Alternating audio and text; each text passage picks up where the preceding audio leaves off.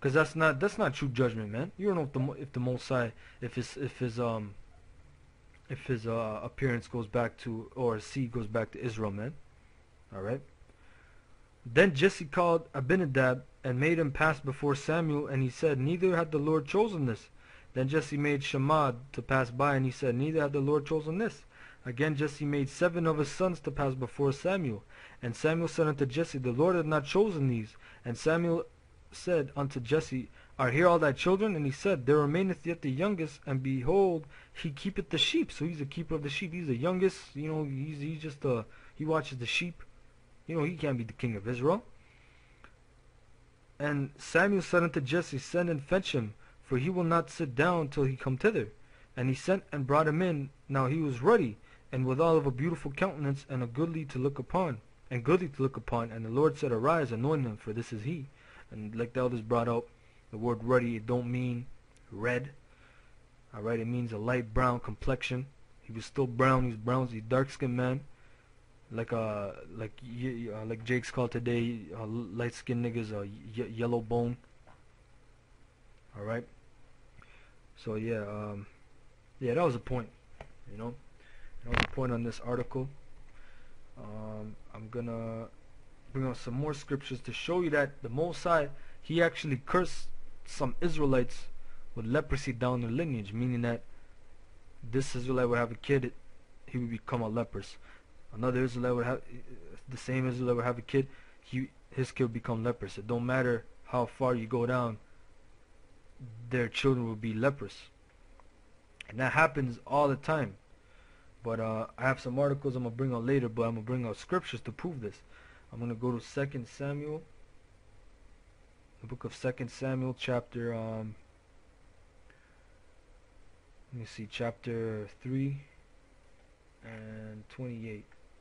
And it says, "And afterward, when David heard it, he said, I and my kingdom are guiltless before the Lord forever from the blood of Abner the son of Ner."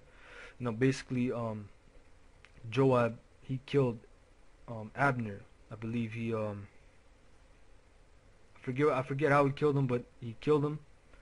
All right, and because David made peace with the man, but then Joab still killed him, thinking he was an enemy. So basically, David is cursing him. All right. Let her rest on the head of Joab, and on all his father's house, and let there not fail from the house of Joab one that hath an issue, or that is a leper. So basically, down Joab's lineage, let it not fail one of his sons to have an issue, one that is a leper, or one that leaneth on a staff, or falleth on the sword, or lacketh bread. Meaning, let his whole generation be fucked up. Let his kids be lepers, lacking bread, poor, dying by the sword, leaning on the staff, legs all fucked up, have an issue, private part issues, man, all kinds of shit. All right, so that was a point. And there's another scripture, 2 Kings, chapter 2 Kings 5. And this is a good scripture to bring out, man. 2 Kings 5 and 27.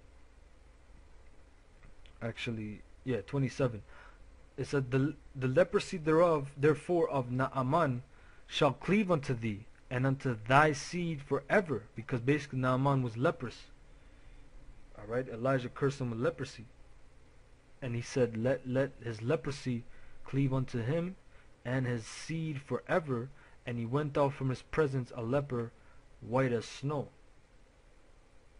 Alright? So his seed continually, don't matter what generation, what numbered generation, his seed continually will always be leprous, man. So 2 black parents, they'll have a white kid. And that happens all the time, man. I'm going to bring out 2 articles, alright? This is from Mail Online. Meet the black Brazilian mother who has 3 white children. Here's a good pick. 2 of her kids are dark, 3 of her kids are white as hell. Blonde hair, which is leprosy to scalp as well. And her husband is black. It says, look, a black mother has baffled scientists after giving birth to 3 albino children. Albino basically goes back to the Greek word leprous. Alright. parents Rosemary Fernandez de Andrade and her partner Joa are dark-skinned Afro-Brazilians, yet 3 of their 5 children are albinos. And they baffle scientists because Esau don't know what's going on, man. Esau can't explain this shit as bullshit as he is, man. You know, Esau don't know what this is, man. Esau's a natural man, remember that. He'll try to say, oh, the genetic structure in this one was off and that's why there's no pigmentation and all this crap. That's the Most High doing that, man. The Most High can do whatever he wants to, man. Alright? And this could damn well be one of Joab's descendants, man. You know, but yeah, this is a real story. Alright, you see? Blonde hair, look like an Edomite, man. But what does it see? If this nigga or Johanna seen this kid, oh, you a cracker. You a damn devil. But look at his mom and then his dad too, like they says, an Afro-Brazilian. And the evidence is, look at their 2 kids. Alright? And there's another one right here. This is from the Sun. Black parents, white baby. The stunned black dad of a newborn white baby girl declared yesterday, I'm sure she's my kid, I just don't know why she's blonde. Alright, there you go, man. Alright.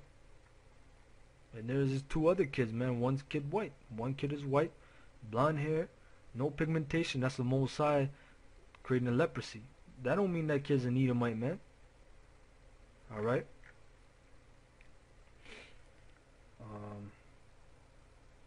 And I'm gonna bring out 2 more scriptures. Alright, to end it off. Kinda went over, but it's alright, the spirit, you know. 1 Corinthians 15 and 34. And it says, awake to righteousness and sin not, for some have not the knowledge of the Most High. I speak this to your shame. But some man will say, how are the dead raised up, and with what body do they come? Thou fool, that which thou sowest is not quickened, except it die. And that which thou sowest not that body that shall be, but bear grain. It may chance of wheat, or of some other grain. But the Most High giveth it a body as he hath pleased him, and to every seed his own body. Basically meaning that, you know, because he's saying, Paul's telling you about the resurrection. Alright? It really just goes into reincarnation too. But so some man will say, well, what body do they come?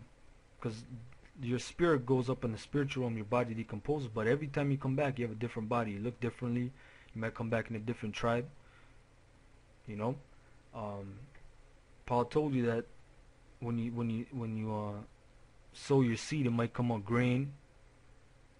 I mean, when you bear grain, it might come out wheat or some other grain. You know, if the chance is, meaning that, you know, if you sow it, you know, that don't mean it's gonna come to pass. It might die. You know, basically the point Paul is telling you is that you can sow the seed, but you don't choose how it looks like. You know, the Most High gives the body as it hath pleased him, and to every seed his own body. You know, so like us, when we plant seed in the woman, you know, we did our duty, man. We can't choose how it's gonna look like or what it's gonna be. The Most High giveth it a body as it pleased him, and to every seed his own body. You know that, and that's the point.